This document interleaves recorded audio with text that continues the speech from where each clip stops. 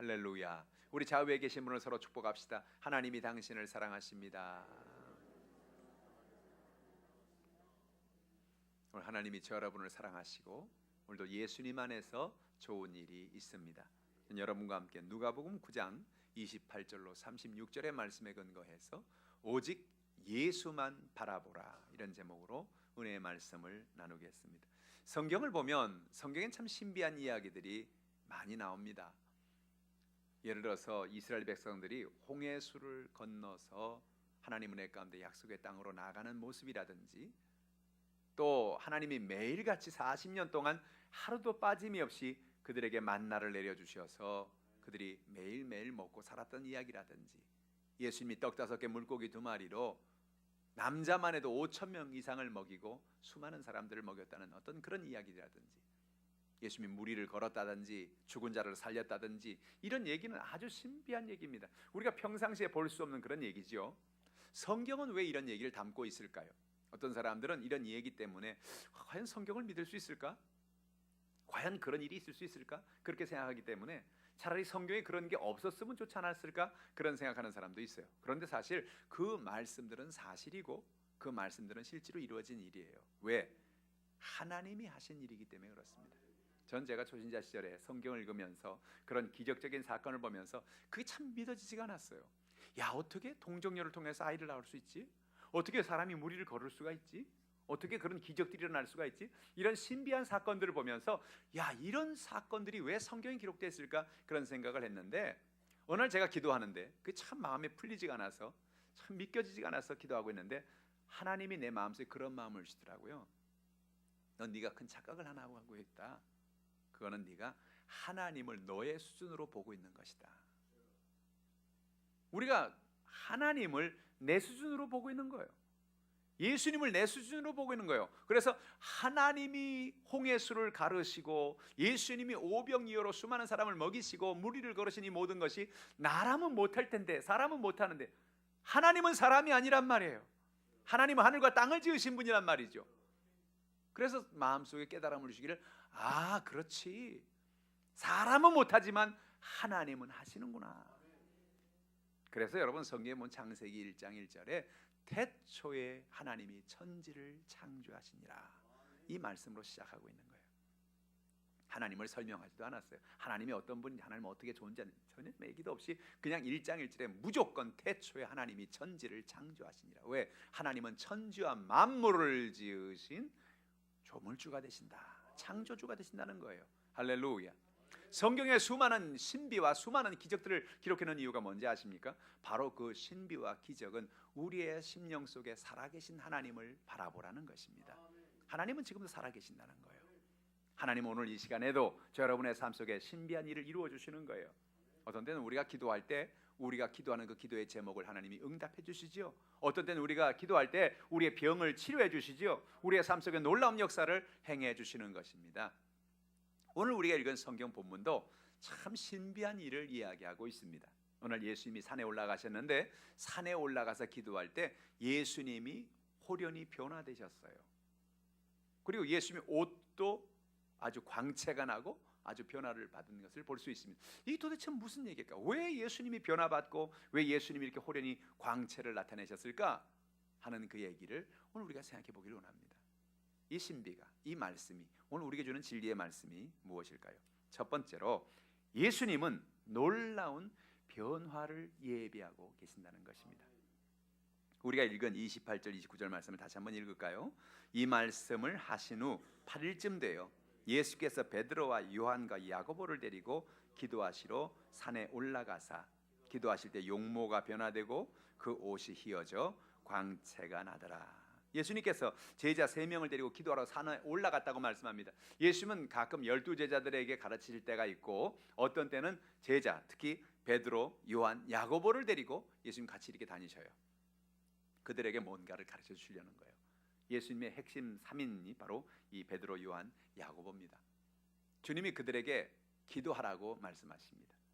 그런데 우리 본문에 보면 28절 초반절에 뭐라고 말하냐면 이 말씀을 하신 후 8일쯤이 되어서 이 사건을 보게 됩니다. 이 말씀이 도대체 뭘까요?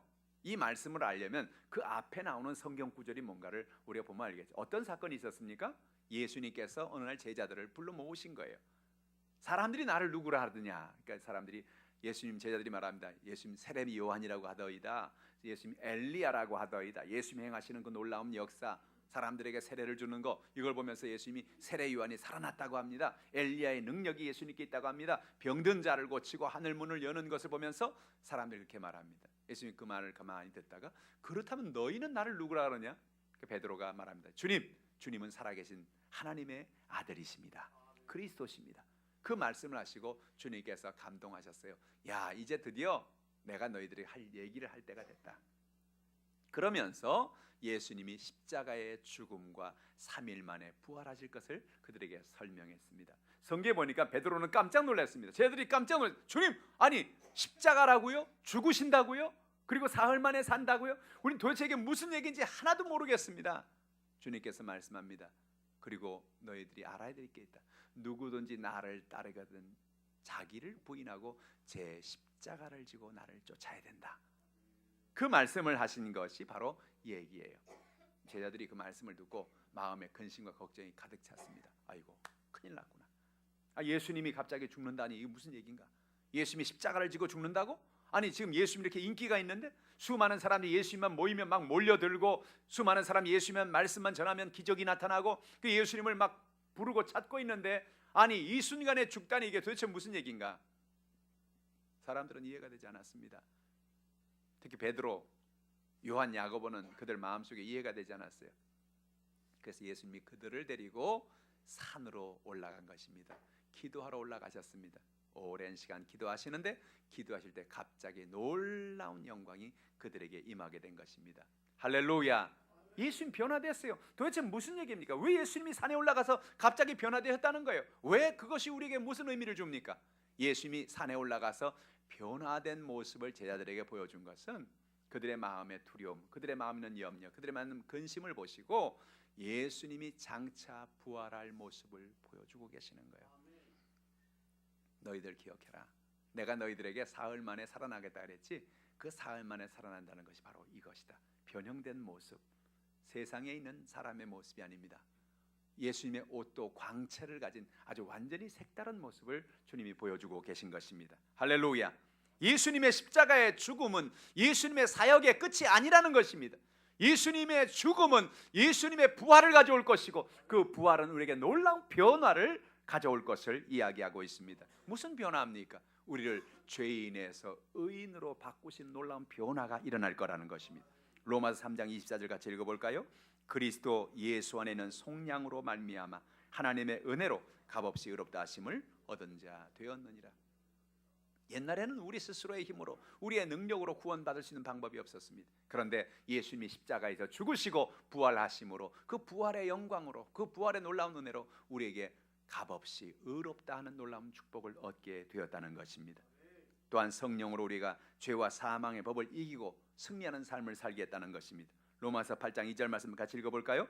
이는 그리스도 예수 안에 있는 생명의 성령의 법이 죄와 사망의 법에서 너를 해방하였습니다. 저는 로마서 8장 2절을 읽을 때마다 한 마음의 그림이 떠오릅니다. 그게 뭐냐면 공항에서 떠나는 비행기의 모습이에요. 오늘 생명의 성령의 법이 죄와 사망의 법에서 너를 해방했다는 건 바로 이겁니다. 여러분 비행기를 가까이서 보신 적이 있으십니까? 공항에서 비행기가 떠나는 모습을 여러분 보신 적이 있습니까? 공항에서 비행기가 옆에 떠나는 거 보면요 참 신기해요. 왜 신기합니까? 그렇게 큰 비행기가, 그렇게 많은 사람을 싣고, 그 엄청나게 많은 화물을 싣고 그 무거운 비행기가 어떻게 하늘로 뜨냔 말이에요. 여긴 두 가지 법칙이 적용되고 있는데, 하나는 중력의 법칙이에요. 중력의 법칙은 모든 무거운 물체는, 모든 무게를 가진 물체는 땅에 떨어져야 되는 거예요. 그렇죠? 사과가 감이 달려있다가 무게가 무거워서 땅바닥에 떨어지잖아요. 그런 것처럼 중력의 법칙이 작용하고 있어요. 그래서 중력의 법칙은 비행기한테 뭐라 하냐면 너는 못 떠, 너는 무거워, 너는 절대 뜰 수가 없어. 화물도 실었지 사람도 실었지 네가 어떻게 떠. 그래서 비행기한테 중력의 법칙은 말하고 있는 거예요. 너는 못 뜬다. 그런데 비행기에는 제트 엔진이 있거든요. 제트 엔진이 있는 힘을 다해서 확 힘을 내는 거예요. 비행기를 활주로 해서 달려가게 하는 거예요. 근데 여러분 놀라운 사실은요, 중력의 법칙과 또 하나의 법칙은 항공역학의 법칙이라는 게 있어요. 항공역학의 법칙이 뭐냐면, 아무리 중력이 있고 아무리 세게 뭘 끌어당긴다고 할지라도 기류를 잘 이용하면, 기류를 타면 이 비행기를 띄울 수 있는 힘이 있는 거예요. 그래서 여러분, 비행기가 막 뜨려고 막 달릴 때 중력의 법칙은 말합니다. 못 떠 막 이렇게 그래요. 할렐루야. 공항에 가면 못 떠 그런 소리 막 들리는 것 같아. 근데 비행기가 한참 달리다가요, 어느 순간인가 앞바퀴가 살짝 들릴 때가 옵니다. 그게 뭐냐면, 이 제트 엔진을 통해서 드디어 서서히 중력의 법칙이 깨지고 항공역학의 에어로다이나믹스, 항공역학의 법칙이 이 비행기를 지금 들어오고 있는 거예요. 할렐루야. 그리고 조금 있으면 비행기가 팍 또 올라갑니다. 그리고 기류를 타고 공중으로 올라가는 거예요. 할렐루야. 이게 뭐냐? 죄와 사망의 법이 우리를 붙잡고 있는 겁니다. 중력의 법칙은 죄와 사망의 법과 같아요. 너는 죄인이야. 너는 끝났어. 너는 절망 속에 살 수밖에 없어. 너는 네 인생은 끝난 거야 라고 마귀는 우리에게 말합니다. 너는 죄인이다. 근데 놀랍게도 뭐래요? 생명의 성령의 법이, 생명의 성령의 법은 여러분 마치 에어로다이나믹스예요. 우리에게 항공의 법칙이에요.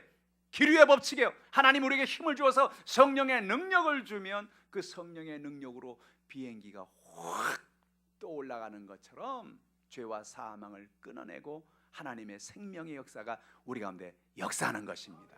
할렐루야. 비행기 뜨는 거 보고 은혜 받는 사람은 나밖에 없을 거예요. 공항에 가서 항상 이렇게 기다릴 때마다 비행기 뜨는 모습 보면서 은혜 받아요. 할렐루야. 성령께서 역사하시는구만. 하나님 오늘도 도와주시는구만. 할렐루야. 오늘 여러분, 하나님을 의지하는 여러분 되기를 주님의 이름으로 축복합니다. 뿐만 아니라 우리가 주님한 어떤 변화를 받습니까? 우리가 가난과 저주에 있는 사람을 아브라함의 축복의 사람으로 바꾸어 주는 것입니다. 갈라디아 3장 13절 같이 읽어볼까요? 그리스도께서 우리를 위하여 저주를 받은 바 되사 율법의 저주에서 우리를 속량하였으니 기록된 바 나무에 달린 자마다 저주 아래 있는 자라 하였습니다. 여러분, 사람들은 저주 가운데 살고 있었습니다. 가난 가운데 살고 있었습니다. 근데 예수님이 2000년 전에 이 땅에 오신 거예요. 그리고 우리의 모든 저주를 담당했습니다. 왜? 나무에 달린 자마다 저주 아래 있는 자라 그랬는데 예수님이 나무에 달린 겁니다. 우리 대신 십자가를 진 겁니다. 그래서 누구든지 예수를 믿으면 그 예수를 믿는 사람에게 주님이 아브라함의 복을 선물로 주시는 것입니다. 예수를 믿는다는 것은 여러분 획기적인 변화입니다. 여러분의 인생에 가난과 저주가 떠나가는 것입니다. 여러분의 삶에 아브라함의 복이 시작되는 것입니다. 뿐만 아니라 예수 그리스도의 은혜로 우리에게 육신의 병이 떠나가고 건강한 삶을 주시는 하나님의 변화가 다가오는 것입니다. 베드로전서 2장 24절 같이 읽어볼까요? 친히 나무에 달려 그 몸으로 우리 죄를 담당하셨으니 이는 우리로 죄에 대하여 죽고 의에 대하여 살게 하려 하심이라. 그가 채찍에 맞음으로 너희는 나음을 얻었나니. 할렐루야. 예수님이 친히 나무에 달려 십자가에서 죽으셨습니다. 우리의 모든 죄를 담당하기 위해서 그렇게 했다는 것입니다. 예수님이 십자가에 죽으시기 전에 예수님은 39대 채찍을 맞았습니다. 왜 채찍을 맞으냐? 금방 십자가에 돌아가실 분을 왜 때립니까? 왜 고통을 줍니까? 예수님이 십자가의 고통을 받은 이유는 다른 것 아닙니다. 우리의 모든 연약함을 감당하기 위한 것입니다. 우리의 병을 짊어지기 위한 것입니다. 우리는 살아가면서 얼마나 많은 병이 우리에게 다가옵니까? 우리에게 감기, 인플루엔자로부터 시작해서 여러 가지 수많은 질병이 우리에게 다가오는 것입니다. 그러나 어떤 질병이 다가와도 주님 말합니다. 그 모든 것을 내가 너희를 위해 감당했다. 내가 너의 모든 병을 짊어졌다. 저가 채찍에 맞음으로 너희는 나음을 얻었다. 할렐루야. 여러분 날마다 이 말씀을 되뇌이고 믿음으로 살아가는 여러분 되기를 주님의 이름으로 축복합니다. 하루에 12번도 병이 다가옵니다. 우리의 삶에 수많은 연약함과 문제가 다가오는 것입니다. 그러나 어떤 연약한 질병이 다가와도 예수 이름으로 나는 고침을 받았다. 날마다 믿음으로 고백하는 여러분 되기를 주님의 이름으로 축복합니다. 마태복음 8장 16절에 보니 예수님께서 얼마나 많은 사람들을 고쳤는가를 성경은 이야기합니다. 같이 읽어보죠. 저물매 사람들이 귀신 들린 자를 많이 데리고 예수께 오거늘 예수께서 말씀으로 귀신들을 쫓아내시고 병든 자들을 다 고치시니. 할렐루야. 오늘 우리가 주목할 부분은 뭐예요? 병든 자를 다 고치시니라는 거예요. 할렐루야. 병들 자 중에 몇 명만 고친 게 아니에요. 예수님께 나오는 사람은 어떤 병을 가지고 나왔든지 그들의 병을 다 고쳤다는 것입니다. 귀신을 쫓아냈다는 것입니다. 하나님 은혜 가운데 변화가 이것입니다. 과거에 우리는 병들면 그 병으로 고통받고 그렇게 우리는 인생을 살아가는 것이 당연하다고 생각을 했습니다. 그러나 주님 말합니다. 아니다. 너에게 이제 변화가 다가왔다. 병은 떠나가고 하나님의 놀라운 기적은 다가왔다라고 고백하는 것입니다. 뿐만 아니라 우리의 삶 속에 천국의 소망을 가지고 사는 삶으로 우리의 삶을 바꾸어 버렸습니다. 요한복음 14장 1절로 2절 같이 읽어볼까요? 너희는 마음에 근심하지 말라. 하나님을 믿으니 또 나를 믿으라. 내 아버지 집에 거할 곳이 많도다. 그렇지 않으면 너에게 일렀으리라. 내가 너희를 위하여 거처를 예비하러 가노니 라고 성경은 말합니다. 예수님께서 제자들이 마음속에는 그 두려움을 보고 계시는 거예요. 예수님이 십자가를 지고 내가 하늘나라로 간다 그러니까 그 마음속에 두려워요. 큰일 났다. 예수님 가시고 나면 우리는 어떻게 되는가? 우리는 그럼 장차 나중에 어떻게 될 것인가? 예수님 말씀합니다. 너희는 마음에 근심하지 마라. 하나님을 믿으면 나를 또 믿어라. 내 아버지 집에 거할 곳이 많도다. 사람들은 기독교에서 말하는 천국이 사람들 기분 좋으라고 마음의 위안되라고 가르친다고 생각하는 사람이 꽤 많이 있습니다. 그러나 여러분, 성경은 말하기를 천국은 분명한 장소라고 얘기하고 있습니다. 하나님의 나라는 분명히 있다는 것입니다. 우리가 이 땅에 살면서 천국은 두 가지로 우리가 보여요. 천국은 뭡니까? 우리의 삶 속에 예수를 믿는 순간에 임하는 것이 천국입니다. 그걸 심령천국이라 그러지요. 그러나 우리는 심령천국만이 아니라 예수를 믿고 이 땅에 살다가 이 땅에서 떠나면 우리의 영이, 우리의 육신이 수명을 다해서 이 땅에 떠나면 그 다음엔 영원한 천국이 있습니다.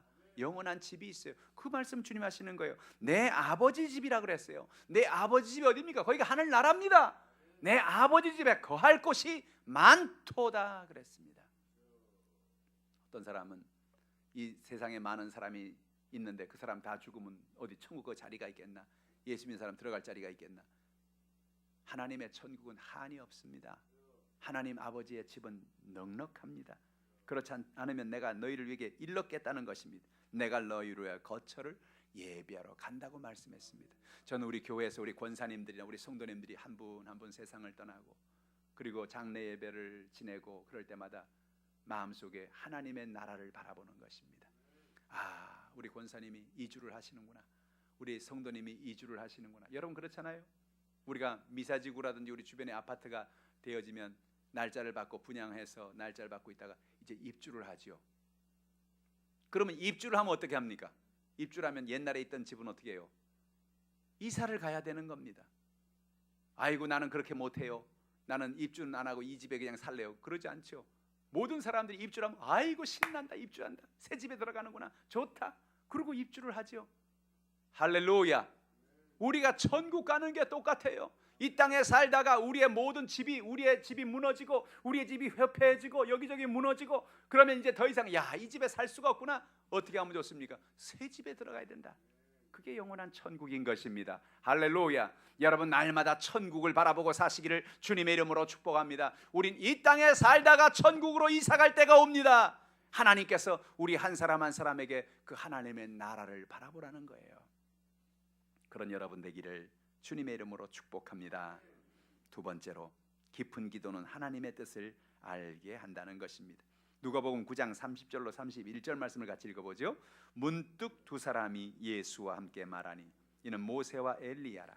영광 중에 나타나서 장차 예수께서 예루살렘에 별세하실 것을 말할세. 예수님 제자들과 같이 올라가서 기도하셨어요. 산에 예수님 자주 올라가서 기도하셨어요. 근데 예수님 한번 기도하면 아주 기도를 깊게 하시고 기도를 오래 하십니다. 겟세마네 기도할 때 보면 여러분 예수님이 한밤중에 얼마나 깊이 기도하시는지 제자들은 다 졸고 잤다 그랬죠. 오늘 성경도 마찬가지예요. 예수님이 한번 기도하면 깊게 기도하십니다. 예수님 아버지 하나님 앞에 간절히 기도하십니다. 근데 그 기도가 너무 기니까, 너무 시간이 길어지니까 옆에 있는 제자들이 다 졸고 이제 자기 시작하는 거예요. 그러다가 베드로가 눈을 잠깐 떴는데 보니까 깜짝 놀랄 일을 보게 된 겁니다. 그게 뭐냐? 모세와 엘리야가 예수님께 나와 지금 얘기를 하고 있는 거예요. 할렐루야. 이건 환상이 아닙니다. 만약에 예수님이 환상 중에 본 사건이면 베드로는 못 보는 거죠. 그런데 환상이 아니고 실제로 예수님이 기도하는데 기도하는 자리에 모세와 엘리야가 와서 예수님과 대화를 하고 있는 거예요. 얼마나 놀라웠을까요? 근데 모세와 엘리야가 뭐라 말하냐? 장차 예수께서 예루살렘에서 영광 중에 별세하실 것을 말했다고 성경은 말합니다. 예수님이 십자가에 돌아가실 것을 말씀하신 지가 얼마 안 됐는데 그 얘기를 모세와 엘리야가 말합니다. 예수님, 하나님 아버지께서 말씀하시기를 이제 그날이 다가오고 있다고 말합니다. 이제 곧 예수님 십자가를 지시겠네요 하는 얘기를 모세와 엘리야가 하고 있는 거예요. 그거를 졸다 말고 베드로가 본 겁니다. 너무너무 당황스럽고 너무너무 좋기도 하고. 그래서 성경에 보니까 모세가 뭐라 말합니까? 기가 막힌 얘기를 해요. 오늘 여기에 초막 셋을 짓고, 하나는 예수님을 위해서, 하나는 엘리야를 위해서, 하나는 모세를 위해서 집을 짓는 것이 좋겠습니다. 여기 너무 좋습니다. 여기 있으니까 모세도 만나고 엘리야도 만나고 너무너무 신기한 은혜를 우리가 체험하게 됩니다. 여기 계속 있으십시다. 예수님 말씀합니다. 하나님 은혜 가운데 하나님의 말씀을 의지하고 하나님의 뜻을 분별하고 살라는 것입니다. 여러분, 우리가 기도할 때 하나님은 우리에게 말씀하십니다. 우리가 기도할 때 하나님 우리의 마음속에 하나님의 은혜를 베풀어 주시는 것입니다. 우리가 기도할 때 하나님의 말씀을 통하여 우리에게 이야기하십니다. 시편 1편 1절로 3절 말씀 같이 읽어보죠. 복 있는 사람은 악인들의 꾀를 따르지 아니하며 죄인들의 길에 서지 아니하며 오만한 자들의 자리에 앉지 아니하고 오직 야훼의 율법을 즐거워하여 그의 율법을 주야로 묵상하는도다. 그는 시냇가에 심은 나무가 철을 따라 매를 맺으며 그 잎사귀가 마르지 아니함 같으니 그가 하는 모든 일이 다 형통하리로다. 할렐루야. 복 있는 사람은 악인의 꾀를 따르지 않는 겁니다. 오직 야훼의 율법을 즐거워하여 율법을 주야로 묵상하는 것입니다. 여러분, 놀라운 사실은 우리가 주님의 말씀을 묵상할 때 그 말씀을 통하여 하나님 우리에게 말씀해 주시는 것입니다. 형통의 길을 열어주시는 거예요. 나갈 길을 열어주시는 거예요. 왜 우리가 매일 성경을 읽어야 합니까? 성경을 읽고 기도할 때에 그 말씀을 통해 하나님께서 우리에게 깨달음을 주시는 것입니다. 또 우리는 기도할 때 성령을 통하여 하나님의 뜻을 우리에게 보여주십니다. 사도행전 16장 7절 말씀 같이 읽어보죠. 무시의 앞에 이르러 비두니아로 가고자 애쓰되 예수의 영이 허락하지 아니하시는지라. 여러분, 기도할 때 성령은 우리의 발걸음을 인도해 주시는 것입니다. 바울이 늘 기도하지요. 하나님, 다음은 어느 사역을 할까요? 어디 가서 사역을 할까요?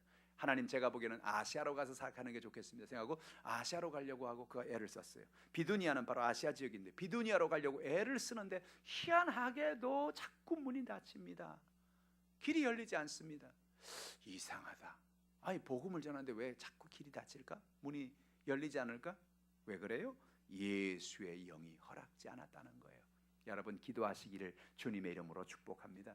기도해야 되는 이유는 기도할 때 성령이 우리에게 알려주시는 것입니다. 성령께서 아직 아시아로 나갈 때가 안 됐다. 지금은 마게도니아로 갈 때다. 마게도니아에 가서 복음을 전하라는 것입니다. 하나님의 성령이 여러분에게 환경의 문을 열어주시는 것입니다.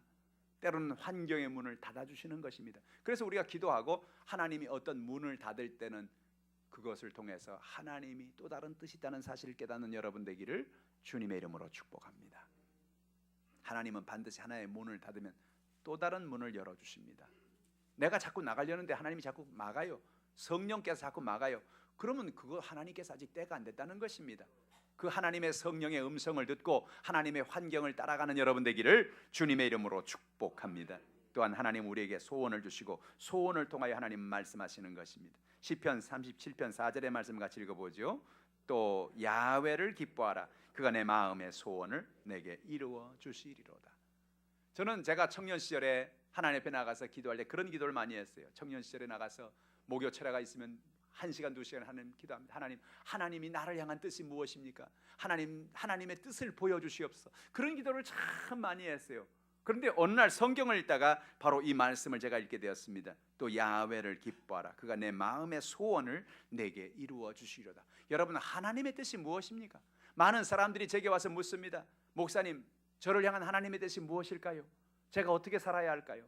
많은 청년들이 목사님, 제가 어떤 직업을 가져야 될까요? 내가 어떤 길로 나가야 될까요? 하나님, 나를 향한 뜻이 무엇일까요? 그런 질문을 많이 합니다. 그때는 저는 제가 경험했던 얘기에 의해서 그렇게 말합니다. 하나님의 뜻은 너의 마음에 준 소원이다. 하나님의 뜻은 우리 마음에 주신 소원입니다. 사람들마다 다 똑같은 소원이 있는 게 아닙니다. 우리가 기도하고 하나님의 은혜를 구하면 어느 날 하나님 우리 마음속에 소원을 주어요. 아, 내가 이런 일을 하고 싶다. 내가 이런 일을 했으면 좋겠다. 내가 이렇게 살았으면 좋겠다. 내가 이런 사역을 했으면 좋겠다. 그런 소원을 하나님이 우리 마음에 넣어주는 것입니다. 근데 소원이 다가올 때 사람들은 크게 두 가지로 움직입니다. 어떤 소원이 다가올 때 그 소원을 하나님 주시는 꿈으로 품고 그것을 붙잡고 기도하고 믿음으로 나가는 사람이 있습니다. 할렐루야. 그럼 하나님이 그 꿈을 이루어 주시죠. 놀라운 사실은 많은 사람들이 그러지 못한다는 것입니다. 많은 사람들이 어떻게 하느냐? 두 번째 케이스인데, 두 번째 케이스는 어떤 소원이 생길 때, 마음에 꿈이 생길 때, 하나님이 기도하고 났는데 마음에 꿈을 줄 때, 소원을 줄 때 처음엔 그걸 소원으로 받습니다. 아, 그래, 내가 이걸 해야지, 내가 이렇게 살아야지. 그리고 1시간이 지나갑니다. 내 팔자에 내가 어떻게 그걸 이루겠는가? 아이고, 내가 무슨 돈이 있나? 내가 무슨 능력이 있나? 내가 아는 사람이 있나? 내가 무슨 힘이 있나? 그거 어떻게 내가 할 수 있겠나? 아서라서 그거는 꿈이다. 꿈 깨자. 그러고 그냥 내려놓는 것입니다. 수많은 사람들이 마음에 하나님 주신 소원을 하나님의 소원인 줄 모르고 하나님 주신 꿈인 줄 모르고 그게 내 생각인 줄 알고 내려놓고 그걸 포기해버리고 마는 것입니다. 하나님이 하늘에서 가슴을 칩니다. 아이고, 이 사람아, 이 사람아, 내가 당신에게 그 꿈을 주고 소원을 주고 왜 그걸 놓쳐버렸냐? 성경을 보세요. 요셉이 하나님 주신 꿈이 있습니다. 형들이 나를 위해 절을 하고 아버지와 어머니의 해와 달과 별이 나를 향해 절을 하는 꿈을 꾸었습니다. 보통 사람 같으면 아이고, 내가 별 이상한 꿈을 다 꿨구나 그러고 지나갈지 몰라. 요셉은 일평생 그 꿈을 버리지 않았습니다. 그 소원을 버리지 않았습니다. 형들이 나한테 절하는 날이 온다. 엄마 아버지가 나한테 절하는 날이 온다. 내가 이렇게 높임받는 날이 온다. 꿈 같은 일입니다.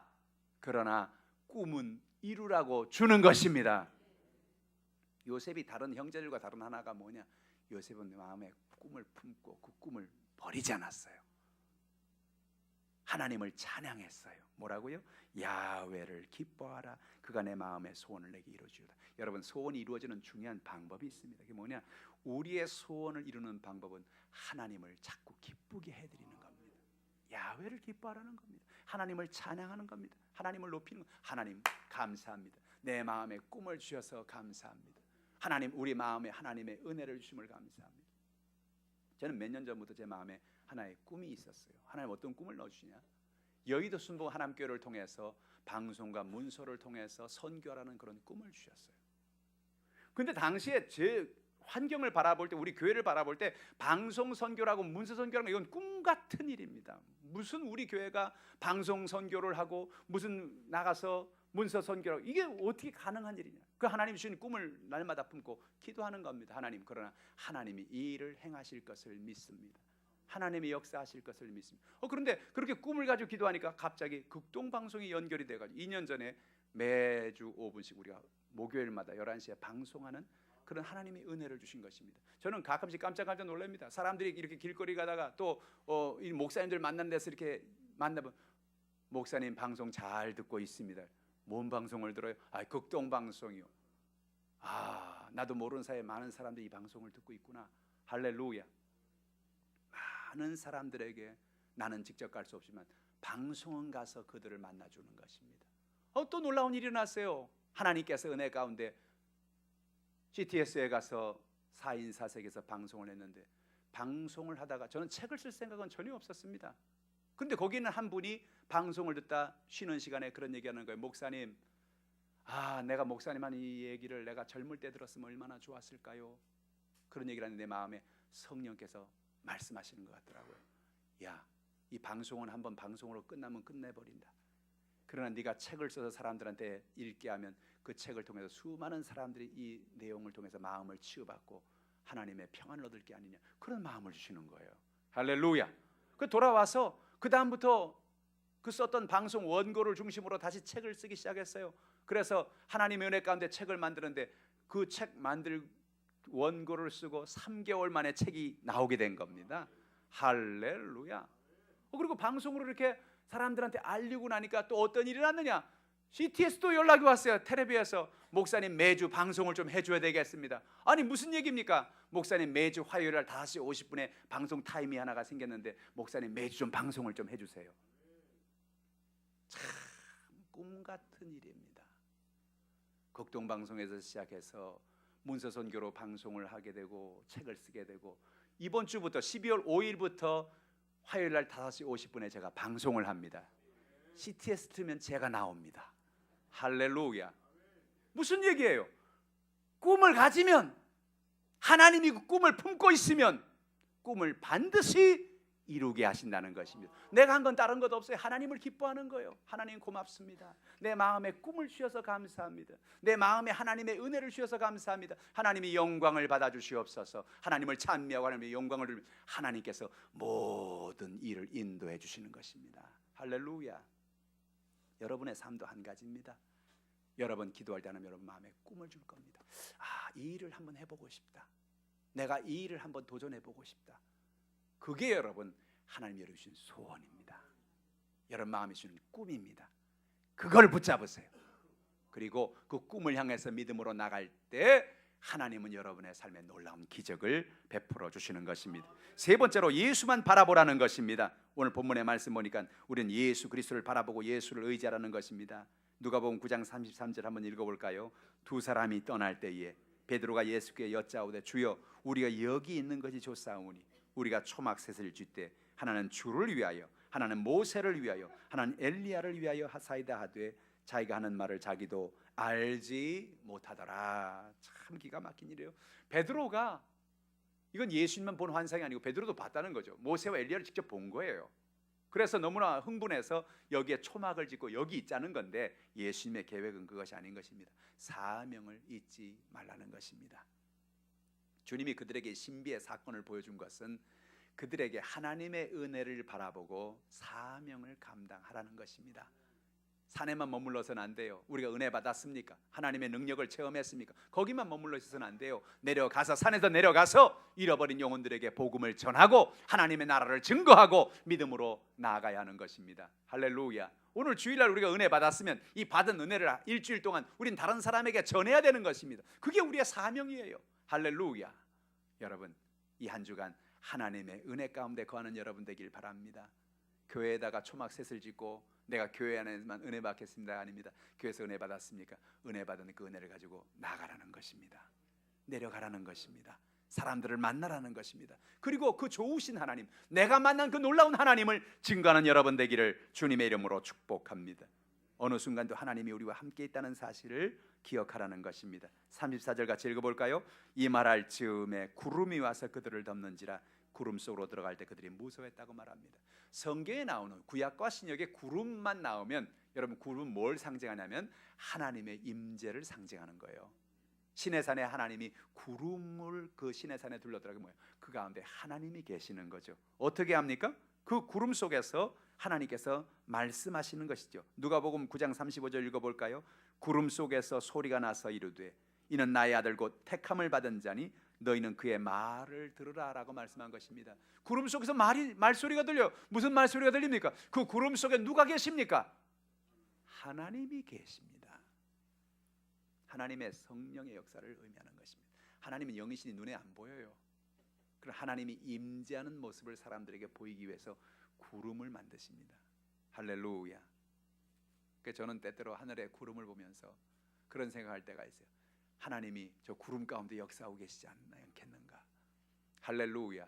하나님은 오늘 저 여러분에게도 하나님의 은혜 가운데 구름 속에서 임재하시는 하나님, 우리의 삶 속에 우리 연약함 가운데 돌보고 계신 하나님, 우리를 떠나지 않는 하나님을 말합니다. 신명기 31장 23절 하나님은 우리를 떠나지 아니하고 함께한다고 약속하고 계십니다. 같이 읽어볼까요? 야훼께서 또 눈의 아들 여호수아에게 명령하여 이르시되 넌 이스라엘 자손들을 인도하여 내가 그들에게 맹세한 땅으로 들어가게 하리니 강하고 담대하라 내가 너와 함께 하리라 하시니라. 할렐루야. 하나님 우리와 함께 하신다는 겁니다. 구름 속에서 주님이 말씀하십니다. 내가 너희들과 함께 있다는 겁니다. 그리고 뭐라고 말합니까? 이는 나의 아들 곧 택함을 받은 자라는 것입니다. 예수님이 누구냐? 너희가 바라보는 예수가 바로 내 아들이다. 택함 받은 자다. 그가 말한 모든 말이 사실이다. 그래서 너희는 그의 말을 들으라. 따라합시다. 예수님의 말을 듣자. 여러분 누구 말을 듣고 계십니까? 여러분 인생을 사시면서 누구 얘기를 듣고 사십니까? 오늘 성경은 말합니다. 너희는 그의 말을 들어라. 말을 듣는다는 것은 말을 순종하는 걸 의미하는 겁니다. 말을 듣는다는 건 그냥 말 듣기만 하고 들었어요 그런 얘기가 아니고 말을 좀 들으라 그런 얘기는 뭐예요? 그 말을 듣고 그 말을 순종하고 살라는 얘기죠. 예수님 말씀을 순종하라는 겁니다. 예수님의 십자가의 이야기, 예수님의 부활의 이야기, 쟤들에겐 꿈 같은 얘기입니다. 이게 정말일까? 과연 이렇게 될까? 하나님 뭐라 말합니까? 그의 말을 들어라. 그 말이 사실이라는 겁니다. 할렐루야. 오늘 우리가 예수님만 바라보아야 합니다. 9장 36절 같이 읽어보죠. 소리가 그침에 오직 예수만 보이더라. 제 아들이 잠잠하여 그 본 것을 누구에게든지 그때는 아무에게도 이르지 아니하니라. 소리가 사라졌습니다. 소리가 사라지고 구름도 사라지고 그 다음에 뭐만 보여요? 예수님만 보입니다. 누가는 왜 이야기를 여기다 하고 있을까요? 누가는 왜 이 본문에서 왜 예수만 보이더라는 말을 하고 있을까요? 오늘 우리에게 중요한 이야기를 하려고 하는 것입니다. 우리가 뭘 바라보고 살아야 되느냐? 예수 그리스도만을 바라보고 살라는 것입니다. 할렐루야. 저희들의 마음속에 좌절, 절망, 두려움, 염려, 근심, 예수님 십자가를 지시고 죽으시고 부활한다는 게 뭔가? 그들은 자기도 모르게 자기를 바라보고 환경을 바라보고 여건을 바라보고 고민하고 연약함 속에 빠져 있습니다. 주님 말합니다. 다른 것 바라보지 마라. 예수를 바라봐라. 왜 예수를 바라보냐? 성경은 뭐라고 하니까 믿음의 주여 온전케 하시는 예수를 바라보라는 겁니다. 예수를 바라볼 때 예수 우리의 믿음의 주인이 되어 주신다는 것입니다. 우리를 온전케 하신다는 것입니다. 우리의 인생을 돌보신다는 것입니다. 할렐루야. 예수님을 바라볼 때 예수님 여러분의 인생을 책임져 주시고 역사해 주시고 붙잡아 주십니다. 그 주님을 의지하고 믿음으로 날마다 승리하는 여러분 다 되시기를 주님의 이름으로 축복합니다. 여러분 가정의 문제를 바라보지 마세요. 여러분 육신의 질병을 바라보지 마세요. 삶에 다가오는 연약함과 어려움을 바라보지 마세요. 예수를 바라보세요. 예수님만 의지하고 믿음으로 승리하는, 그래서 예수의 부활의 영광이 날마다 여러분의 삶 속에 큰 변화로 다가오는 역사가 있기를 주님의 이름으로 축원합니다. 기도하겠습니다. 말씀을 생각하시면서 우리가 기도할 때 하나님, 우리의 마음속의 모든 염려와 근심을 다 주님 앞에 맡깁니다. 제 아들의 마음속에 가득 찼던 염려, 근심, 어떻게 살까, 어떻게 해야 할까 알 수 없는 마음의 두려움, 오늘 우리 마음속에도 그런 염려가 있습니다. 우리 마음속에도 그런 수고하고 모든 무거운 짐이 있습니다. 예수님께 맡깁니다. 예수님만 바라봅니다. 예수님만 의지합니다. 우리의 삶을 인도해 주시라고, 역사해 달라고, 담대하게 주의 복음 들고 나가 주의 복음 전하고 믿음으로 살게 해달라고. 이 시간 주일 창하시고 통성으로 기도하겠습니다. 주여